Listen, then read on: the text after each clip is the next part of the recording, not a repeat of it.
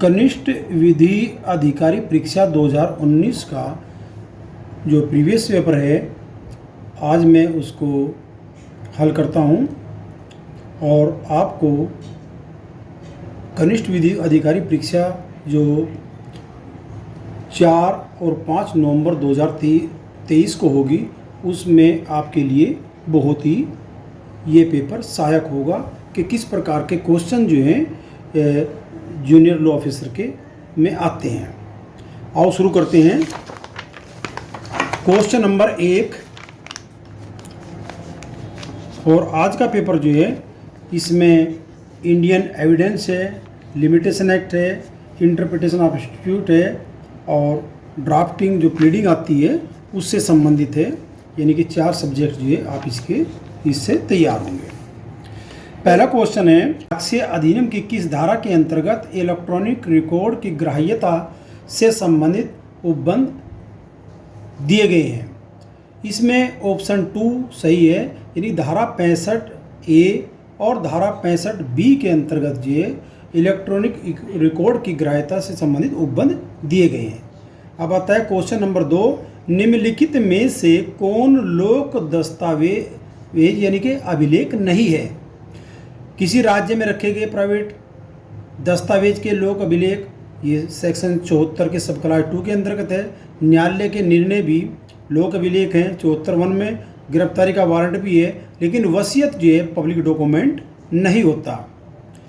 Question number 3 है, भारतीय साक्ष्य अधिनियम की किस धारा के अंतर्गत न्यायालय स्वयं किसी व्यक्ति के हस्तलेख की तुलना कर सकता है? कोर्ट को ये पावर है इंडियन एविडेंस में सेक्शन 73 यानी कि ऑप्शन 2 के अंतर्गत।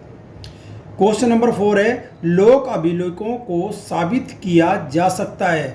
क्वेश्चन इसका ऑप्शन नंबर 1 है, प्रमाणित प्रतिलिपियों द्वारा, सर्टिफाइड कॉपीज द्वारा ये लोक अभिलेख को साबित किया जा सकता है। क्वेश्चन नंबर 5 है, द्वितीयक साक्ष्य में सम्मिलित हैं मूल दस्तावेज की प्रमाणित प्रतिलिपियां, मूल से यांत्रिक प्रक्रिया द्वारा बनाई गई प्रतिलिपियां, मूल से मिलान की या तुलना की गई प्रतिलिपियां, यानी कि ऑप्शन 4 यानी कि सभी हैं इसमें, जो कि इंडियन एविडेंस के 63 में जो है ये बताया गया है इसके बारे में। उसके बाद नेक्स्ट क्वेश्चन है 6 कि कितने वर्ष पुराने इलेक्ट्रॉनिक रिकॉर्ड पर डिजिटल हस्ताक्षर की वैधता के बारे में न्यायालय अवधारणा कर सकता है? ये 5 वर्ष है, सेक्शन 90A में बताया गया। और सेक्शन 90 में जो है यहाँ पर जो अन्यथा रिकॉर्ड हैं उनके बारे में 30 साल की अवधारणा जो है यहाँ की जाती है। क्वेश्चन नंबर 7 है, कै एक घोड़ा ख को बेचता है और मौखिक वारंटी देता है। ख को कै इन शब्दों को लिखकर एक कागज देता है। कै से रुपये 1000 में एक घोड़ा खरीदा। ख मौखिक वारंटी साबित कर सकेगा? हाँ, बिल्कुल सही है, यानी कि ऐसा साक्ष्य जो ग्राह्य होगा। इसका ऑप्शन 1 है। क्वेश्चन नंबर 8 है, भारतीय साक्ष्य अधिनियम की किस धारा के अंदर सबूत का भार परिभाषित किया गया है? सेक्शन 101 में परिभाषित किया गया है, यानी कि इसका ऑप्शन 2 सही है। क्वेश्चन नंबर 9 है, कै पर आरोप है कि उसने रेल यात्रा बिना टिकट के की। यह साबित करने का भार कि उसके पास टिकट था किसके पास है? कै के पास है। सेक्शन 106 के अंतर्गत रेस इप्सा लॉक्यूटर के अंतर्गत ये स्वयं प्रमाण का सिद्धांत उसी के पास होता है। क्वेश्चन नंबर 10 है, ख पर कै उस भूमि के लिए वाद लाता है जो ख के कब्जे में है और जिसके बारे में कै जोर देकर कहता है कि वह ख के पिता ग की विल द्वारा कै को दी गई थी। सबूत का भार किस पर है? कै को कै ने साबित करना पड़ेगा। सेक्शन 102 का ये दृष्टांत है। क्वेश्चन नंबर 11 है, भारतीय साक्ष्य अधिनियम की किस धारा के अंतर्गत इलेक्ट्रॉनिक करार से संबंधित प्रावधान दिए गए हैं? इसमें ऑप्शन नंबर 2 यानी कि धारा 85A के अंतर्गत ये इलेक्ट्रॉनिक करार को साबित करने से संबंधित प्रावधान दिए गए हैं। नेक्स्ट है क्वेश्चन नंबर 12, भारत साक्ष्य अधिनियम की धारा 113A किसी विवाहित स्त्री द्वारा आत्महत्या के दुष्कर्म के बारे में उपधारणा, यानी कि यहाँ कोर्ट जो है न्यायालय उपधारणा कर सकता है। मे प्रिज्यूम, कोर्ट में प्रिज्यूम करेगा। इसका ऑप्शन नंबर 2 सही है। उसके बाद है क्वेश्चन नंबर 13, भारतीय साक्ष्य अधिनियम की धारा 114 के अंतर्गत निम्नलिखित किन मामलों में न्यायालय अवधारणा कर सकता है? चारों के चारों दृष्टांत है, यानी कि इसका ऑप्शन 4 है, ये सभी जो है सही है। क्वेश्चन नंबर 14 है, भारतीय साक्ष्य अधिनियम की धारा 114A के अंतर्गत बलात्कार के मामले में सहमति न होने के बारे में क्या अवधारणा किए जाते हैं? न्यायालय सेल्फ प्रिज्यूम करेंगे इसने, इसका ऑप्शन 3 है, न्यायालय अवधारणा करेगा। क्वेश्चन नंबर 15 है, प्रश्न यह है कि कोई मनुष्य जीवित है या मर गया है और यह साबित किया गया है कि उसके बारे में 7 वर्ष से उन्होंने कुछ नहीं सुना है, जिन्हें उसके बारे में यदि वह जीवित होता तो स्वाभाविकतः सुना होता। सबूत का भार सेक्शन 108 के अंदर वह व्यक्ति जो पुष्टि करता है उस पर है, उस पर होता है। क्वेश्चन इसका जो है ऑप्शन नंबर 1 है। क्वेश्चन नंबर 16 है, भारतीय साक्ष्य अधिनियम की धारा 118 के अंदर निम्नलिखित में से कौन सक्षम साक्ष्य है? एक पागल जो पूछे गए प्रश्नों को समझने में समर्थ है वह जो है सक्षम साक्षी होता है। ये जो है सेक्शन 118 के अंतर्गत बताया गया है। बस यहाँ रिक्वायरमेंट सेक्शन 118 में यही है कि न्यायालय द्वारा पूछे गए प्रश्नों का वह वो समझता हो और समझने के पश्चात उत्तर दे देता हो, चाहे वो पागल हो, बालक हो, चाहे कोई भी हो, लेकिन वो समझता हो बस। तो इसका ऑप्शन नंबर 2 है। क्वेश्चन नंबर 17 है, भारतीय साक्ष्य अधिनियम की कौन सी धारा विवाहित स्थिति के दौरान की गई संसूचनाएं सुरक्षित करती है? ये ऑप्शन 1 है इसका, धारा 122। क्वेश्चन नंबर 18 है, क्या कोई पुलिस अधिकारी किसी अपराध से संबंधित सूचना प्राप्त करने के स्रोत को प्रकट करने के लिए बाध्य किया जा सकता है? तो इसका उत्तर है नहीं, यानी कि ऑप्शन नंबर 2 है। सेक्शन 125 में इसके बारे में बताया गया है कि प्रकट करने के लिए बाध्य नहीं किया जा सकता। क्वेश्चन नंबर 19, कै एक पक्षकार अपने वकील ख से कहता है कि मैंने गै की हत्या की है, मैं चाहता हूं कि आप मेरा बचाव करें। क्या वकील ख उपरोक्त संसूचना को न्यायालय में प्रकट कर सकता है? नहीं, इसको जो है विशेषाधिकार मिला हुआ है वकील साहब को सेक्शन 126 के अंतर्गत। क्वेश्चन नंबर 20 है, भारतीय साक्ष्य अधिनियम की किस धारा में विबंधन को परिभाषित किया गया? सेक्शन 115 में किया गया। अब आता है नेक्स्ट क्वेश्चन 21, भारतीय साक्ष्य अधिनियम की किस धारा में मुख्य परीक्षा, प्रतिपरीक्षा और पुनः परीक्षा को परिभाषित किया गया? इसका जो है सेक्शन 137 के अंतर्गत जो है इन परीक्षाओं को परिभाषित किया गया है, लेकिन क्रम जो है सेक्शन 138 में। जो नेक्स्ट क्वेश्चन आएगा भी आप पे। क्वेश्चन नंबर 22 है, किसी साक्षी की परीक्षा प्रतिपरीक्षा के पश्चात उस पक्षकार द्वारा जिसने उसे बुलाया था कहलाएगी पुनः परीक्षा। क्वेश्चन नंबर 23 है, भारतीय साक्ष्य अधिनियम की धारा 138 के अनुसार परीक्षा का क्रम क्या है? ये अलग पूछा जाता है, बहुत सी बार पूछेगा है और इसमें भी एग्जाम पूछेगा था। ऑप्शन नंबर 1 है, पहले मुख्य परीक्षा होगी, उसके बाद प्रतिपरीक्षा होगी, और जब उसको बुलाने वाला व्यक्ति है तो उससे पुनः परीक्षा कर सकता है न्यायालय की इजाजत से। क्वेश्चन नंबर 24 है, किसी तथ्य को साबित करने के लिए कितने साक्षी अपेक्षित हैं? भारतीय साक्ष्य अधिनियम की धारा 134 कहती है कि कोई संख्या अपेक्षित नहीं होती, यानी कोई निश्चित संख्या नहीं है। ऑप्शन 1 है, और इसमें कहा गया है, पूछ लेते हैं कि साक्ष्य को तोला जाता है, गिना नहीं जाता। ये किस धारा में बताया गया? धारा 134 के अंतर्गत। क्वेश्चन नंबर 25 है, भारतीय साक्ष्य अधिनियम की किस धारा के अंदर सूचक प्रश्न को परिभाषित किया गया है? ये धारा 141 में जो है सूचक प्रश्न को परिभाषित किया गया। इसका ऑप्शन नंबर 2 सही है।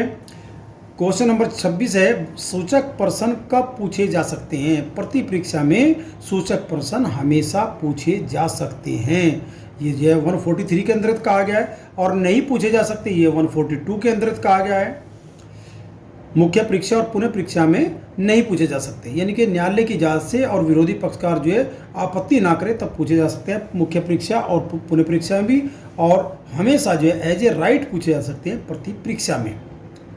क्वेश्चन नंबर 27 है, भारतीय साक्ष्य अधिनियम की धारा 146 के अंतर्गत प्रति परीक्षा के दौरान एक साक्षी से प्रश्न पूछा जा सकते हैं उसकी सत्यवादिता परखने के लिए, यह पता लगाने के लिए कि वे कौन है और जीवन में उसकी स्थिति क्या है, उसके सील को दोष लगाकर उसकी विशेषताओं को धक्का पहुंचाने के लिए। ये सभी जो है सही हैं, यानी कि ऑप्शन नंबर 4 सही है इसका, उक्त सभी, ये सभी। क्वेश्चन नंबर 28 है, जब किसी व्यक्ति को कोई दस्तावेज प्रस्तुत करने के लिए समन किया जाता है और वह दस्तावेज पेश कर देता है तब वह साक्षी नहीं हो जाता, और जब तक वह साक्षी के रूप में बुलाया नहीं जाता उसकी प्रतिपरीक्षा नहीं की जा सकती। ये जो है इंडियन एविडेंस की धारा 139 के अंतर्गत बताया गया। अगर उसको समन किया गया साक्षी के रूप में और दस्तावेज पेश करने के रूप में तो बात दीगर है। अगर उसको जो है साक्षी के रूप में समन नहीं किया गया, केवल दस्तावेज प्रस्तुत करने के लिए कहा गया है, तो उसकी जो है यहाँ प्रतिपरीक्षा नहीं की जा सकती। क्वेश्चन नंबर 29 है, भारतीय साक्ष्य अधिनियम की कौन सी धारा पक्षद्रोही साक्ष्य की बात करती है? धारा 154 करती है पक्षद्रोही साक्षी। क्वेश्चन नंबर 30 है, भारतीय साक्ष्य अधिनियम की कौन सी धारा स्मृति ताज़ा करने से संबंधित प्रावधान करती है? ये ऑप्शन 4 यानी कि सेक्शन 159 के अंतर्गत ये रिफ्रेश मेमोरी के बारे में बताया गया है। उसके बाद है क्वेश्चन नंबर 31 जो प्रीसीमा से है। प्रीसीमा अधिनियम 1963 किस तारीख को प्रवर्त हुई थी यानी कि लागू हुई थी? ये हुई थी 1 जनवरी 1964 को, यानी कि ऑप्शन नंबर 2 सही है इसका। क्वेश्चन नंबर 32 है, प्रीसीमा अधिनियम 1963 की किस धारा के अंदर सीमा की अवधि को परिभाषित किया गया है? इसमें ऑप्शन नंबर 4 है यानी कि धारा 2 यानी कि सेक्शन 2J के अंतर्गत। क्वेश्चन नंबर 33 है, एक साक्षी से यह पूछा जाता है कि वह किसी पद से बेईमानी के लिए पदच्युत नहीं किया गया था। वह मना करता है यह दर्शित करने के लिए कि वह बेईमानी के लिए पदच्युत किया गया था साक्ष्य दिया जाएगा। तो ऐसा साक्ष्य क्या होगा? यह साक्ष्य ग्राह्य नहीं होगा। सेक्शन 153 में डायरेक्टली ये बात कही गई है और ये जो है वहाँ पर दृष्टांत के रूप में दिया गया है। सेक्शन 34 है, प्रीसीमा अधिनियम की धारा 4 के प्रावधान विहित काल के अवसान से संबंधित है। जब न्यायालय बंद हो तब किस पर लागू होते हैं? वाद पर भी लागू होते हैं, अपील पर भी लागू होते हैं, आवेदन पर भी लागू होते हैं, यानी कि इसका ऑप्शन 4 है, ये सभी पर लागू होता है। क्वेश्चन नंबर 35 है, प्रीसीमा अधिनियम 1963 की किस धारा में विलंब या देरी को माफ करने से संबंधित प्रावधान दिए गए हैं? ये जो है सेक्शन 5 है, इसका ऑप्शन 2 है। और यहाँ पर्याप्त कारण दर्शित करने पर कोई अपील या कोई भी प्रार्थना पत्र रिवीजन दाखिल किया जा सकता है, लेकिन धारा 5 जो है वाद और निष्पादन कार्रवाइयों पर लागू नहीं होती। इसमें जो नेक्स्ट में क्वेश्चन आएगा मैं उसमें बताऊंगा आपसे। क्वेश्चन नंबर 36, निम्नलिखित में से क्या धारा 6 प्रीसीमा अधिनियम के अंतर्गत विधिक नियोग्यता नहीं है? विधिक नियोग्यता है जड़ता है, अव्यवस्था है, पागलपन है, लेकिन कारावास जो है विधिक नियोग्यता नहीं है। यानी कि अगर ये कारावास होएगा तो वाद का जो है समय चलना प्रारंभ हो जाएगा और उसको जो है उसी लिमिटेशन पीरियड में जो है दाखिल करना चाहिए। कारावास होने से जो है आप जो है नियोग्य नहीं होते। क्वेश्चन नंबर 37 है, क्या आदेश 21 व्यवहार प्रक्रिया संहिता के अंदर आवेदन में पर्याप्त कारण के आधार पर धारा 5 प्रीसीमा अधिनियम 1963 के अधीन न्यायालय समय सीमा वृद्धि कर सकता है? तो इसका उत्तर है नहीं कर सकता, ऑप्शन 1 है इसका, क्योंकि ये जो है सेक्शन 5 जो है मैंने पहले बताया अभी आपसे वाद व निष्पादन कार्रवाइयों पर लागू नहीं होता और ऑर्डर 21 CPC जो है निष्पादन कार्रवाइयों से संबंधित है। सेक्शन 5 जो है अपील पर, रिवीजन पर, रिव्यू पर, प्रार्थना पत्रों पर सब पर लागू होता है, लेकिन वाद और निष्पादन कार्रवाइयों पर लागू नहीं होता। क्वेश्चन नंबर 38 है, संविदा से संबंधित वादों में समय सीमा क्या है? जो भी कॉन्ट्रैक्ट बेस होते हैं उनमें 3 वर्ष की समय सीमा होती है। 39, परिसीमा अधिनियम 1963 की धारा 2 के अंतर्गत वाद में सम्मिलित है। इनमें से कोई नहीं। वाद में न तो अपील सम्मिलित होती, न आवेदन होता, न रिवीजन होता, वाद होता है जो कि सूट की प्रकृति का होता है। इसमें आवेदन नहीं माना जाता उसको या अपील नहीं। क्वेश्चन नंबर 40 है, प्रीसीमा अधिनियम 1963 की किस धारा में प्रावधान है कि अपील, पुनरावलोकन या पुनरीक्षण के लिए प्रीसीमा काल की गणना में डिग्री आदेश की प्रतिलिपि प्राप्त करने के लिए अपेक्षित समय सीमा को अवर्जित कर दिया जाएगा? ये जो है इसका ऑप्शन 2 है, यानी कि धारा 12 के खंड 2 के अंतर्गत जो ये बात बताई गई है। क्वेश्चन नंबर 41 है, भारतीय प्रीसीमा अधिनियम 1963 की कौन सी धारा के अंतर्गत उन दशाओं में समय का अपवर्जन किया जाना उपबंधित है जिनमें अकिंचन के रूप में यानी कि निर्धन व्यक्ति के रूप में वाद लाने या अपील करने के लिए आवेदन किया गया है? ये सेक्शन 13 में बताया गया है, इसका ऑप्शन नंबर 3 सही है। क्वेश्चन नंबर 42 है, प्रीसीमा अधिनियम 1963 की धारा 15 के प्रावधान किस पर लागू नहीं होते? ये अपीलों पर लागू नहीं होते, वाद पर भी लागू होते हैं, एक डिग्री के निष्पादन के आवेदन पर लागू होते हैं, लेकिन अपील पर लागू नहीं होते। उसके बाद 43 है, परिसीमा अधिनियम 1963 की धारा 14 के अंतर्गत बिना अधिकारता वाले न्यायालय में सद्भावना पूर्वक की गई कार्रवाई में लगे समय का प्रयोजन होता है। इस धारा में कौन सी अधिकारता का आशय है? सभी चाहे वो आर्थिक क्षेत्राधिकार हो, आपराधिक क्षेत्राधिकार हो यानी कि स्थानीय क्षेत्राधिकार हो, या विषय वस्तु संबंधी अधिकार हो, सभी अधिकारों में सद्भावना पूर्वक अगर किसी न्यायालय में इनकॉम्पिटेंट कोर्ट में कार्रवाई की गई है तो वहाँ उस समय का प्रयोजन हो सकता है। क्वेश्चन नंबर 44 है, अस्थावर संपत्ति कब्जे के संबंध में वाद लाने की समय सीमा क्या है? 12 वर्ष है। क्वेश्चन नंबर 45 है, न्यास के रूप में हस्तांतरित या वसीयत की गई और तत्पश्चात न्यासी द्वारा मूल्यवान प्रतिफलार्थ अंतरित की गई जंगम संपत्ति कब्जे के प्रतिद्वंद हेतु वाद की समय सीमा क्या है? इसमें भी ऑप्शन नंबर 4 है, 12 वर्ष है। क्वेश्चन नंबर 46 है, बंधकदार द्वारा प्रोबोध के लिए वाद की समय सीमा क्या है? इसका ऑप्शन नंबर 3 है, इनके 30 वर्ष होती है। प्रोबोध के लिए, फोर क्लोजर के लिए वाद लाने की समय सीमा 30 वर्ष है। क्वेश्चन नंबर 47 है, किसी एक पक्षीय पारित डिग्री को अपास्त कराने के लिए आवेदन की समय सीमा क्या है? 30 दिन होती है, 30 डेज होती है। क्वेश्चन नंबर 48 है, परिसीमा अधिनियम 1963 की किस धारा में सुखा अधिकारों का चिरभोग द्वारा अर्जन उपबंधित किया गया है? ये जो है ऑप्शन नंबर 1 है, 25 में किया गया, धारा 25 में। क्वेश्चन नंबर 49, परिसीमा अधिनियम के अंदर एक डिग्री या आदेश के विरुद्ध उच्च न्यायालय में अपील करने की समय सीमा क्या है? 90 डेज होती है। क्वेश्चन नंबर 50 है, जहां किसी वाद को दायर करने के लिए परिसीमा अधिनियम 1963 के अंदर कोई समय सीमा नहीं दी गई है, वहां उसकी समय सीमा क्या होगी? 3 वर्ष मानी गई है। इसमें ये आर्टिकल 137 के अंतर्गत दिया गया है। आर्टिकल 137 लास्ट का है। अगर किसी कार्य के लिए यानी कोई वाद संस्थित करने के लिए कोई परिसीमा अधिनियम जो परिसीमा अधिनियम 1963 के अंतर्गत नहीं है तो आर्टिकल 137 के अंतर्गत उसकी परिसीमा 3 वर्ष है। क्वेश्चन नंबर 51 है, परिसीमा अधिनियम 1963 की कौन सी धारा कपट या भूल से संबंधित प्रावधान बताती है? ये सेक्शन 17 बताती है भाई। इसका ऑप्शन नंबर 3 सही है। सजातीय से तात्पर्य, सजातीय यानी कि उसी के प्रकार का, इसका ऑप्शन नंबर 3 सही है, उसी प्रकार का। क्वेश्चन नंबर 53 है, केसस ओमिसस से आप क्या समझते हैं? इसका ऑप्शन 1 है, न्यायालय को संविधियों में कमियों की पूर्ति करने का अधिकार नहीं होता। संविधियों में जो कमियों की पूर्ति करती है वो केवल लेजिस्लेचर ही कर सकती है। न्यायालय केवल जो है यहाँ संविधियों की व्याख्या करती है, उसका अर्थ स्पष्ट करती है, क्लियर करती है। क्वेश्चन नंबर 54 है, नो सीटर ए सोसिलियस का क्या अर्थ है? यानी कि साहचर्य ज्ञाते का क्या अर्थ है? इसका ऑप्शन 3 है, सहचर्य से जानना। क्वेश्चन नंबर 55 है, छद्म विधायन के सिद्धांत का क्या अभिप्राय है? ऑप्शन नंबर 1 है इसका, जो प्रत्यक्ष रूप से नहीं किया जा सकता वह अप्रत्यक्ष रूप से भी नहीं किया जा सकता। यानी कि लेजिस्लेचर विधायिका का जो कार्य प्रत्यक्ष रूप से नहीं कर सकती उसको अप्रत्यक्ष रूप से भी नहीं कर सकती। ये बार है। और आर्टिकल 246 में स्पष्ट रूप से जो है केंद्र सरकार की और केंद्र सरकार की संघ सूची, राज्य सूची और समवर्ती सूची दी गई है, वहाँ अपनी अपनी परिधि में ही कानून बना सकते हैं।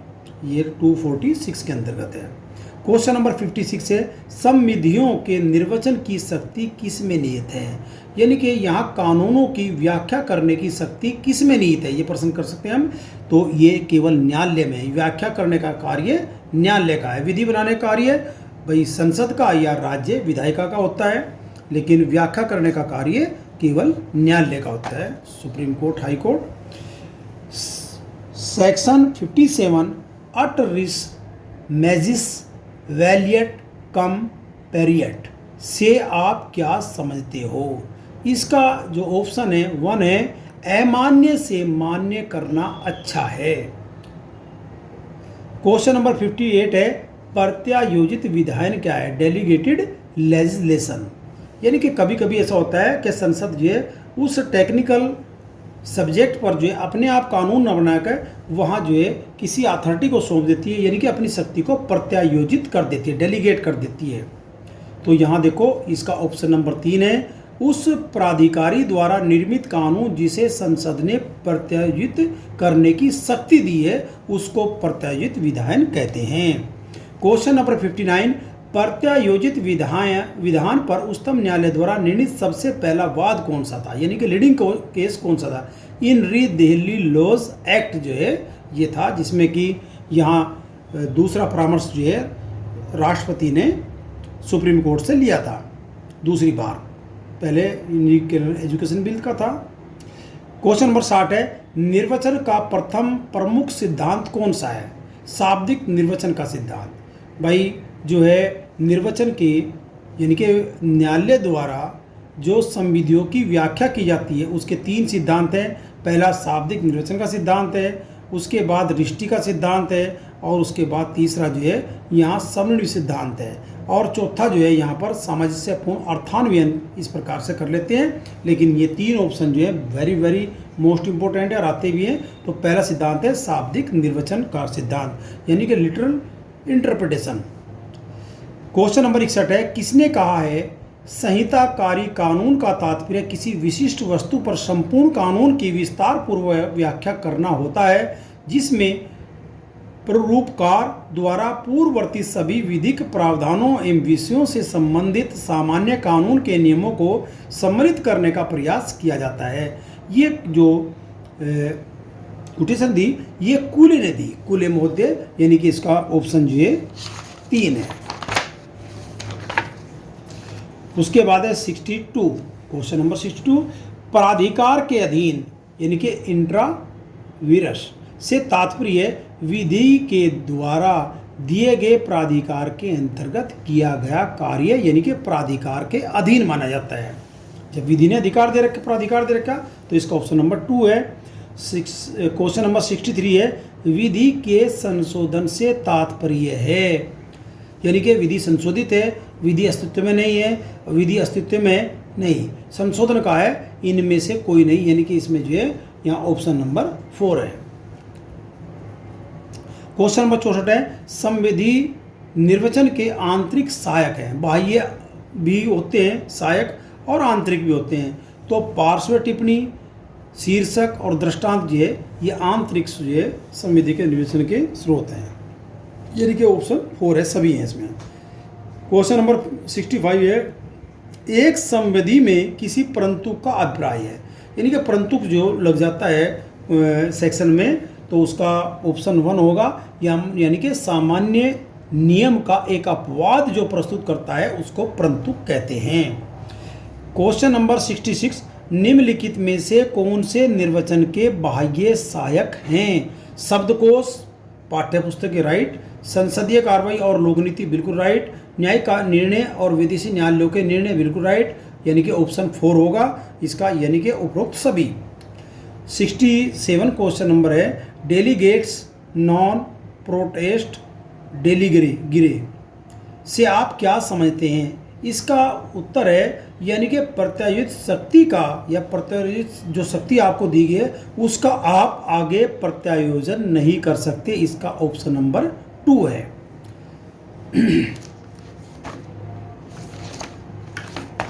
उसके बाद है क्वेश्चन नंबर 68, आप उद्देशिका का क्या अर्थ समझते हो। ये सभी हैं। संविधियों के प्रमुख उद्देश्य का वर्णन जो है उद्देशिका करती है। प्रस्तावना एक परिचयात्मक कथन होता है, बिल्कुल ये दिखाएंगे कि क्या नाम, देखो इस प्रस्तावना में ये क्या करना चाहते हैं, विधायिका का मनसा क्या है। क्वेश्चन क्या नाम नेक्स्ट है, संविधि के निर्वचन का आंतरिक सहायक है, यानी कि ऑप्शन नंबर 4 है, उपरोक्त सभी हैं, ऑल ऑफ देयर दीज।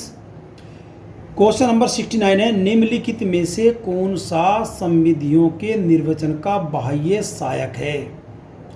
ऐतिहासिक पृष्ठभूमि बिल्कुल राइट है इसका, ऐतिहासिक पृष्ठभूमि जो ये क्या नाम बाह्य सहायक है, और जितने भी ऑप्शन है ये सब उद्देशिका है, परिभाषा है, उपरंतु के ये इसके आंतरिक अंग है, भाग है। क्वेश्चन नंबर 70 है, किस दिनांक से एक संविधि लागू समझी जाएगी। गजट में प्रकाशित होने के दिनांक से। जब स्टेट गवर्नमेंट या सेंट्रल गवर्नमेंट किसी विधि को करती है तो ऑफिशियल गजट में जो है उसको प्रकाशित करती है और तभी से जो है वो लागू मानी जाती है। उसके बाद है क्वेश्चन नंबर 71, भारतीय संविधान के किस अनुच्छेद में आच्छादन के सिद्धांत से संबंधित प्रावधान दिए गए।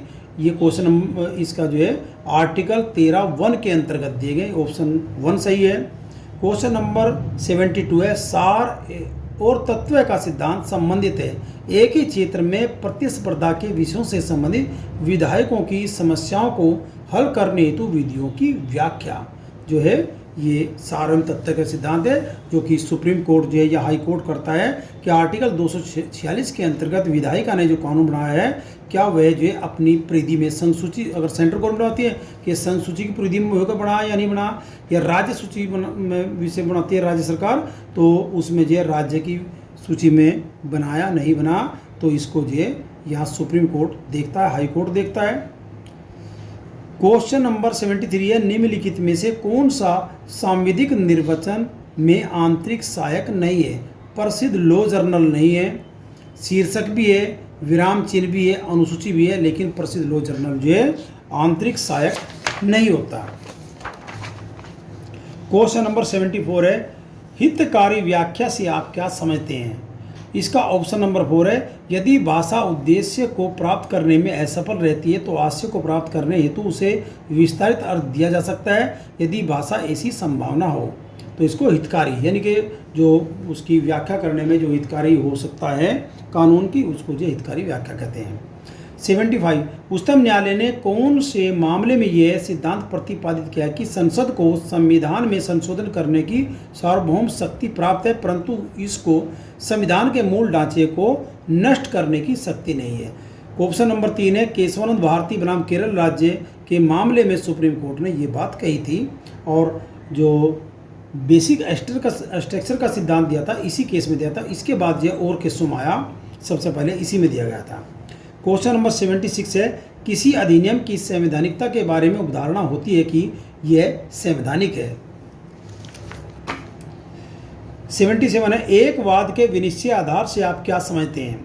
वाद का विधिक कारण जो है ये जो है विनिश्चय आधार है जो न्यायालय निर्णित करते हैं। क्वेश्चन नंबर 78 है, वाद विधि क्या है। न्यायालय द्वारा निर्मित विधि जो वाद विधि यानी केस लॉ क्या है। वाद विधि का मतलब केस लॉ क्या है, यानी कि न्यायालय द्वारा निर्मित विधि। इसका ऑप्शन नंबर 3 है। क्वेश्चन नंबर 79 है, अवधारणा की आवश्यकता कब नहीं होती। ऑप्शन नंबर 2 है, जब विधायिका का आशय अस्पष्ट होती है तो यहाँ व्याख्या करने की कोई आवश्यकता ही नहीं होती। क्वेश्चन नंबर 80 है, अस्टेर डेसाइसिस का सिद्धांत क्या है। ये पूर्ण न्याय का सिद्धांत है, अस्टेर डेसाइसी। क्वेश्चन नंबर 81 है, सामंजस्यपूर्ण अर्थान्वयन क्या है। इसका ऑप्शन नंबर 2 है, संविधि का अर्थान्वयन इस प्रकार से किया जाना चाहिए कि यथासंभव सभी उपबंधों में सामंजस्य बना रहे। ये सामंजस्यपूर्ण अर्थान्वयन का निष्कर्ष है। क्वेश्चन नंबर 82, यदि अनुसूची और किसी विशेष प्रावधान में कोई विसंगति प्रतीत हो तो कौन सा अभिभावी होगा। इसमें जो है यहाँ जो है प्रावधान, विशेष प्रावधान ही अभिभावी होगा। क्वेश्चन नंबर 83 है, कल्याणकारी संविधि के निर्वचन के बारे में नियम है कि उसका निर्वचन उदारता पूर्वक किया जाना चाहिए कल्याणकारी संविधि के अंतर्गत। क्वेश्चन नंबर 84 है, दांडिक संविधियों के निर्वचन में आधारभूत बात कौन सी है।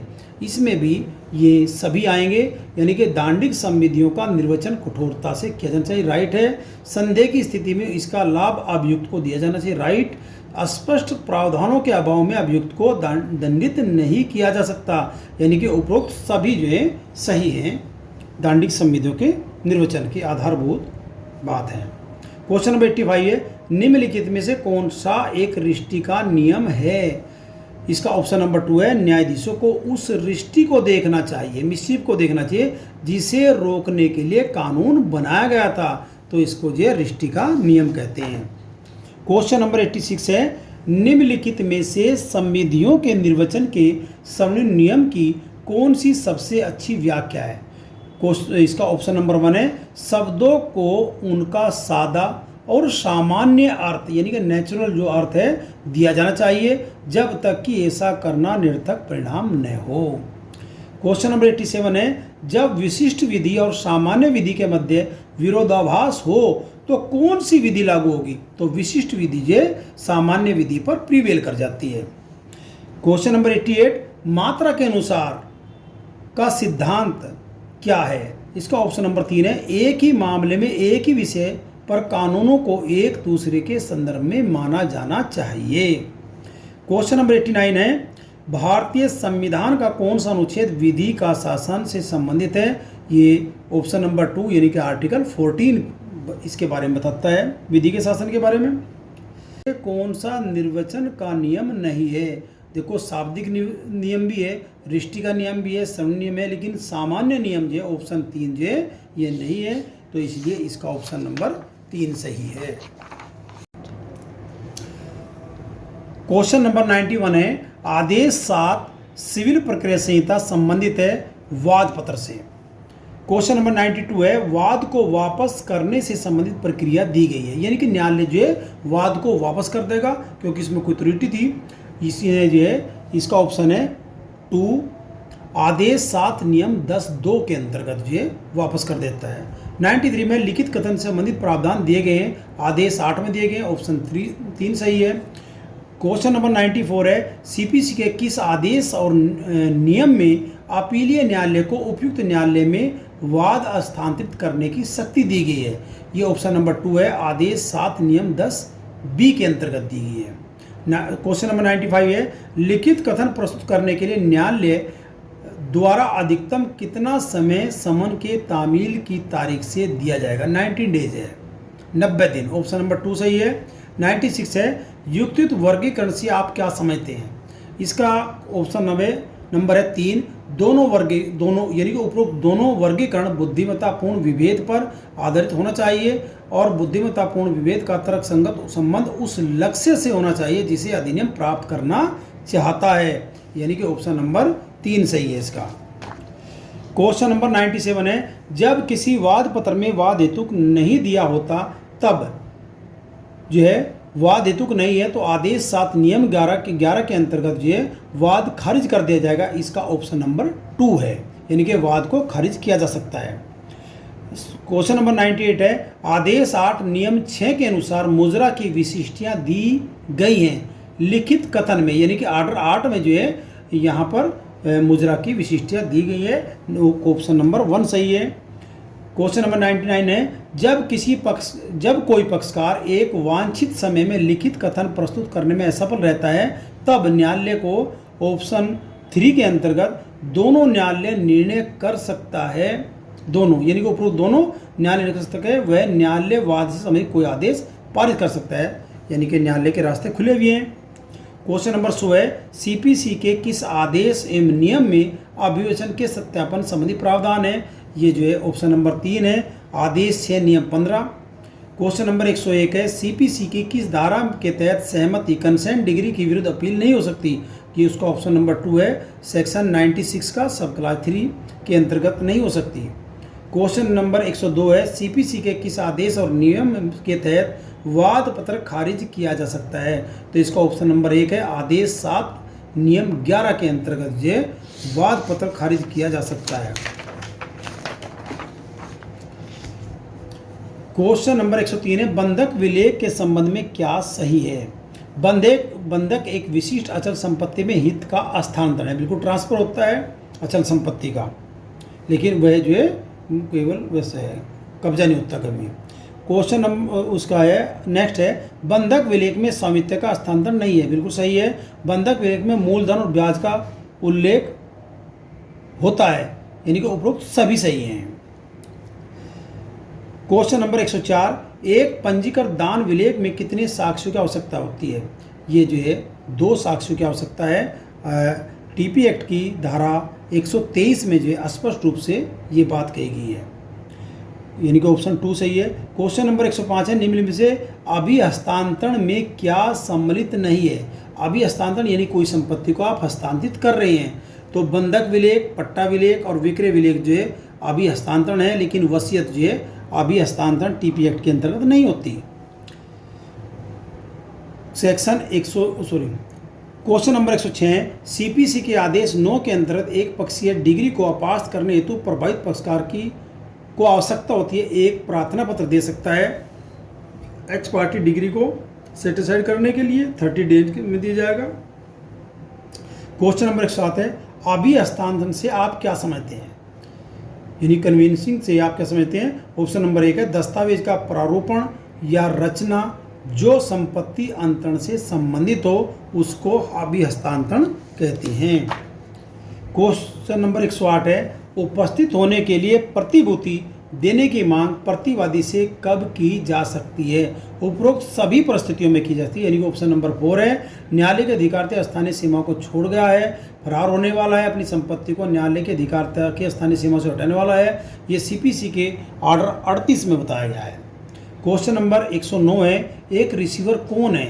ये न्यायालय का एक अधिकारी होता है, ये जो है सीपीसी के ऑर्डर 40 में बताया गया है।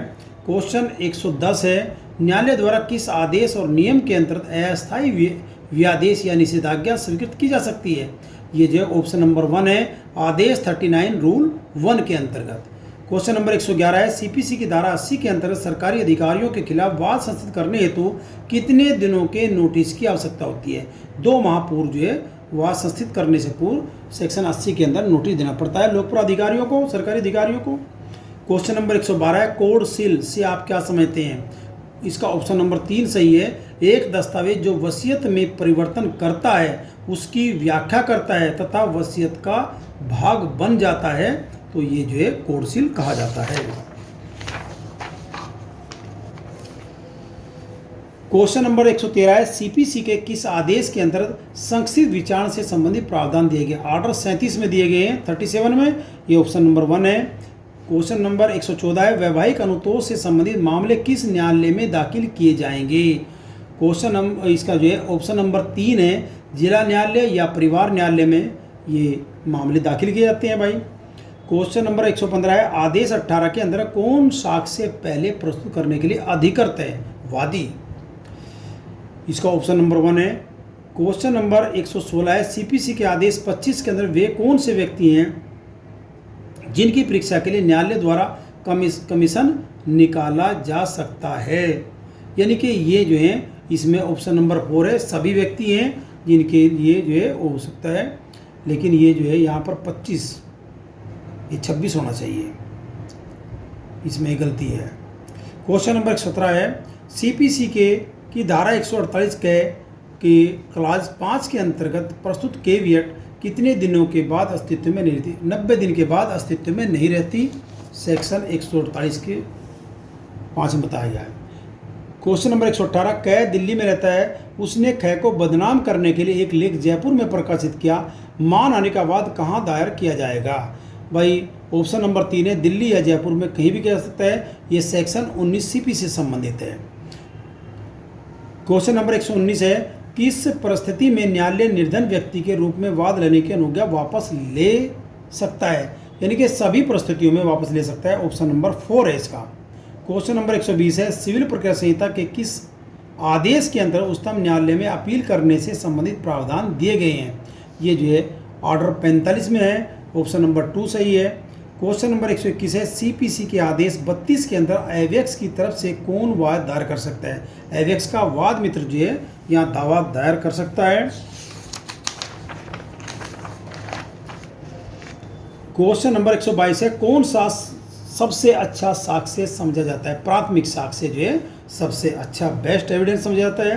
क्वेश्चन नंबर 123 है, एक बात में मिथ्या तो सब बात में मिथ्या का सिद्धांत जो है इंग्लैंड में लागू होता है, लेकिन भारत में ये सावधानी का नियम है वैसे तो, लेकिन भारत में ये लागू नहीं होता। इसका आशय है ऑप्शन नंबर 4, सावधानी का नियम है एवं भारतवर्ष में अप्रोज्य हो दोनों, यानी कि भारत में लागू नहीं होता। क्वेश्चन नंबर 124 है, निम्नलिखित में से किस पर साक्ष्य अधिनियम लागू होता है। न्यायिक कार्रवाई पर जो है साक्ष्य अधिनियम लागू होता है, ये जो है सेक्शन 1 में ही बता दिया गया है। क्वेश्चन नंबर 125 है, भारतीय साक्ष्य अधिनियम की धारा 3 में किस शब्द की परिभाषा नहीं दी है। संस्वीकृति को परिभाषित नहीं किया गया है। पूरे एविडेंस में नहीं किया गया, 3 में तो कहाँ। न्यायालय दस्तावेज तथ्य के बारे में परिभाषा दी गई है सेक्शन 3 में। क्वेश्चन नंबर 126 है, धातु पत्र या शिलालेख पर उत्कीर्ण लेख क्या है? एक दस्तावेज है। क्वेश्चन नंबर 127 है, भारतीय साक्ष्य अधिनियम कब से प्रभावशील हुआ? 1 सितंबर 1872 को प्रभावशील हुआ और 15 मार्च 1872 को जो गवर्नर जनरल इन काउंसिल ने सिग्नेचर किए थे। बहुत सी बार ये भी क्वेश्चन आया हुआ है कि बताइए कि इंडियन एविडेंस पर जो है कब गवर्नर जनरल की ने जो है सिग्नेचर किए थे? 15 मार्च 1872। क्वेश्चन नंबर 128 है, भारतीय साक्ष्य अधिनियम की किस धारा के अंदर अभियुक्त का आचरण सुसंगत है? आचरण को जो है यहाँ सुसंगत बताया गया है धारा 8 के अंतर्गत। क्वेश्चन ऑप्शन नंबर 1 सही है। क्वेश्चन नंबर 129 है, प्रश्न यह है कि क्या ए के साथ बलात्संग किया गया है और उसकी हत्या कर दी गई है? यह तथ्य कि उसने विवाद किए बिना कहा कि मेरे साथ बलात्संग किया गया है, तो यहाँ सुसंगत नहीं होता है। लेकिन ऑप्शन 4 में ये बताया गया, यह धारा 32(1) के अधीन मृत्युकालिक कथन या धारा 157 साक्ष्य अधिनियम के अंदर सुसंगत है। यहाँ सुसंगत है, लेकिन ये वैसे होनी है। क्वेश्चन नंबर 123 है, अभियुक्त की पहचान से संबंधित प्रावधान भारतीय साक्ष्य अधिनियम की किस धारा में है? ये जो है क्या नाम, ऑप्शन नंबर 1 है धारा 9, पहचान परेड, आइडेंटिफिकेशन परेड, चाहे व्यक्ति की हो, चाहे अभियुक्त की हो या किसी वस्तु की हो, उसकी पहचान 130 क्या नाम सेक्शन 9 में होती है। क्वेश्चन नंबर 131 है, प्रश्न यह है कि दिनांक 11/1/2019 को कै ने जयपुर में हत्या का अपराध कारित किया, जबकि अभियुक्त द्वारा साबित तथ्य है कि कै घटना वाले समय और दिनांक को शिमला में था। यह तथ्य सुसंगत है सेक्शन 11 इंडियन एविडेंस एक्ट के अंतर्गत, यानी कि इसमें जो ऑप्शन 4 होगा, अभियुक्त द्वारा अन्यत्र उपस्थित होने का अभिभाग सेक्शन 11 के अंतर्गत सुसंगत माना जा सकता है इसमें। क्वेश्चन नंबर 132 है, ऐसे तथ्य जो विवादक तथ्य न होते हुए किसी विवादक तथ्य से इस प्रकार जुड़े हैं कि वे एक ही सेमार के हिस्से हैं, भारतीय साक्ष्य अधिनियम की किस धारा में है? धारा 6 में बताया गया, जो कि ऑप्शन 2 है इसमें। क्वेश्चन नंबर 133 है, भारतीय साक्ष्य अधिनियम की कौन सी धारा न्यायालय को क्षतिपूर्ति निर्धारित करने हेतु सक्षम बनाती है? ये जो है धारा 12 बनाती है, जिसका ऑप्शन 2 सही है। और धारा 12 है जो केवल सिविल प्रोसीडिंग पर लागू होती है, सिविल कार्रवाई पर लागू होती है, क्रिमिनल प्रोसीडिंग पर लागू नहीं होती है। क्वेश्चन नंबर 130 है, जब अधिकार या प्रथा का प्रश्न हो तब भारतीय साक्ष्य अधिनियम की कौन सी धारा सुसंगत तथ्यों के बारे में नियम बताती है? ये जो है ऑप्शन नंबर 3 है, धारा 13। क्वेश्चन नंबर 135 है, कै पर खै की प्रतिष्ठा को अपहानि करने के आशय से एक लांछन प्रकाशित करके खै की मानहानि करने का अभियोग है। कै ने पूर्व में भी इस प्रकार के लांछन खै के बारे में प्रकाशित किए थे, जो कै की तरफ से खै के लिए वैमनस्य दर्शाता है। यह तथ्य सुसंगत है क्योंकि इसका ऑप्शन नंबर 3 सही है, खै की प्रतिष्ठा को नुकसान पहुंचाने का आशय सिद्ध करता है इस बात का कि पहले भी पहुंचाए थे भाई और अब भी पहुंचाए, यानी कि इसकी तो का नाम आदत यही है। क्वेश्चन नंबर 36, मन की कोई दशा दर्शित करने वाले तथ्य या शरीर की कोई दशा दर्शित करने वाले तथ्य अथवा शारीरिक संवेदना दर्शित करने वाले तथ्य भारतीय साक्ष्य अधिनियम की किस धारा के अंदर सुसंगत हैं? ये जो है धारा 14 इंडियन एविडेंस एक्ट के अंतर्गत जो है सुसंगत हैं, यानी कि उसका ऑप्शन 2 है 14 के अंतर्गत। क्वेश्चन नंबर 137 है, भारतीय साक्ष्य अधिनियम की किस धारा में षड्यंत्र से संबंधित प्रावधान दिए गए हैं? इसका ऑप्शन 1 है, यानी कि धारा 10 में दिए गए हैं। मिर्जा अकबर वर्सेस एम्परर का मामला जो इसमें लीडिंग केस है। उसके बाद है 138, भारतीय साक्ष्य अधिनियम की किस धारा में सन 2000 में इलेक्ट्रॉनिक रिकॉर्ड की स्वीकृति के लिए संशोधन किया गया था? इसका ऑप्शन 1 है, धारा 22A के अंतर्गत किया गया था। ये इंसर्टेड की 22A 2000 में। 139 है, जब एक व्यक्ति एक शर्त पर स्वीकृति कर देता है कि उसका साक्ष्य नहीं दिया जाएगा, उसको उसके विरुद्ध सिद्ध नहीं किया जाता, यह धारा जो है 23 बताती है, सिविल प्रोसीडिंग में लागू होती है केवल। धारा 104 क्वेश्चन नंबर 140 है, भारतीय साक्ष्य अधिनियम की किस धारा के अंतर्गत उत्पीड़न, धमकी या वचन द्वारा की गई संस्कृति विसंगत है? ये धारा 24 में है, इसका ऑप्शन नंबर 2 है। क्वेश्चन नंबर 141 है, किस अवस्था में संस्कृति सिद्ध की जा सकती है? इसका ऑप्शन नंबर 3 है, यदि वह संस्कृति स्वेच्छापूर्वक मजिस्ट्रेट के समक्ष की जाती है तो वह सिद्ध की जा सकती है। ये सेक्शन जो है 26 में बताया गया है। पुलिस अभिरक्षा में रहते हुए अगर मजिस्ट्रेट की से जो है संस्कृति की सुसंगत होती है, लेकिन पुलिस अभिरक्षा में रहते हुए अगर पुलिस से ही की गई तो वे भी संगत मानी जाती है, धारा 26 के अंतर्गत ही। क्वेश्चन नंबर 142 है, निम्नलिखित में से कौन सा कथन सही है? स्वीकृति केवल मौखिक हो सकती है, गलत। स्वीकृति केवल दस्तावेज है, गलत। ऑप्शन नंबर 3 है, स्वीकृति मौखिक या दस्तावेजी हो सकती है, ठीक है जी, और इलेक्ट्रॉनिक भी हो सकती है। ये सेक्शन 17 में बताया गया है। जो परिभाषित है संस्कृति को सेक्शन 17 में ही परिभाषित किया गया है। क्वेश्चन नंबर 143 है, भारतीय साक्ष्य अधिनियम की किस धारा के अंतर्गत सह अपराधी, यहाँ सह अपराधी गलत लिखा है, सह अभियुक्त है, क्योंकि इंग्लिश में लिखा है को एक्यूज्ड, तो सह अपराधी को तो 133 में एविडेंस बताई गई है उसमें, लेकिन यहाँ पर जो है को एक्यूज्ड की संस्कृति ग्राह्य बनाई गई है सेक्शन 30 के अंतर्गत। ये ऑप्शन 3 सही है इसका। क्वेश्चन नंबर 144 है, एक घायल व्यक्ति स्वयं थाने गया और प्रथम सूचना रिपोर्ट थाने में लिखाई, तदुपरांत कै की मृत्यु उन्हीं सूचना रिपोर्ट में अंकित चोटों के कारण होगी। इन तथ्यों और परिस्थितियों में कौन सी मृत्युकालीन घोषणा है? या डीडी को जो है एफआईआर को जो है डीडी माना जाएगा, यानी कि इसका ऑप्शन नंबर 2 है, प्रथम सूचना रिपोर्ट स्वयं ही मृत्युकालीन घोषणा है, डीडी मानी जाएगी। क्वेश्चन नंबर 145 है, निम्नलिखित में से किन मामलों में विशेषज्ञों की राय सुसंगत नहीं है? भारतीय विधि का बिंदु, देखो विधि के बारे में राय सुसंगत है, सेक्शन 45 का बताया गया।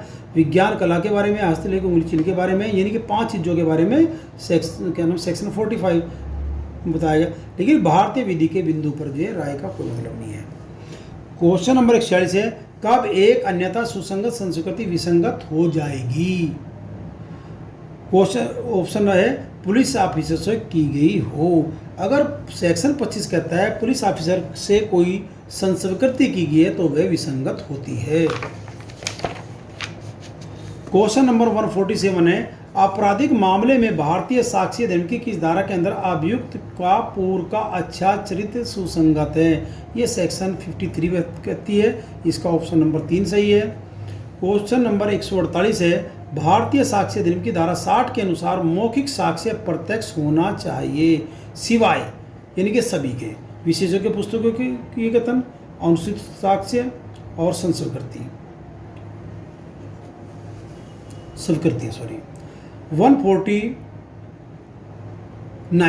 एक साक्षी जो बोलने में असमर्थ है खुले न्यायालय में लिखकर देता है, इस प्रकार दिया गया साक्ष्य सेक्शन 119 इंडियन एविडेंस एक्ट के अंतर्गत मौखिक साक्ष्य माना जाएगा। या गूंगे बहरे व्यक्ति के भी साक्ष्य जो है मौखिक देता है तो संकेतों के माध्यम से या लिख कर देता है तो मौखिक साक्ष्य माना जाता है। सेक्शन 150 है, भारतीय साक्ष्य अधिनियम की धारा 47 क के अंदर किसी व्यक्ति के विवादित इलेक्ट्रॉनिक हस्ताक्षर सिद्ध किए जा सकते हैं। यहाँ जिसने इलेक्ट्रॉनिक हस्ताक्षर प्रमाण पत्र दिया है, इशू किया है, वही साबित कर सकता है, यानी कि इसका ऑप्शन नंबर 2 है, प्रमाणित करने वाले अधिकारी द्वारा जिसने इलेक्ट्रॉनिक हस्ताक्षर का प्रमाण पत्र दिया हो वही साबित कर सकता है धारा 47A के अंतर्गत कि ये इसी व्यक्ति के इलेक्ट्रॉनिक सिग्नेचर हैं। धन्यवाद। और आप जो है मेरी वीडियो बराबर देखते रहना। इसमें जितने भी क्वेश्चन मैंने आपसे इसमें बताए, जो क्वेश्चन 2019 का मैंने हल किया, ये सब जो है मेरी वीडियो में हैं। आप जो है उनको लाइक और सब्सक्राइब करो और ज़्यादा से ज़्यादा देखो और ज़्यादा से ज़्यादा उसका लाभ उठाओ, जिससे कि आपको जो है निश्चित रूप से सफलता प्राप्त हो सके। धन्यवाद।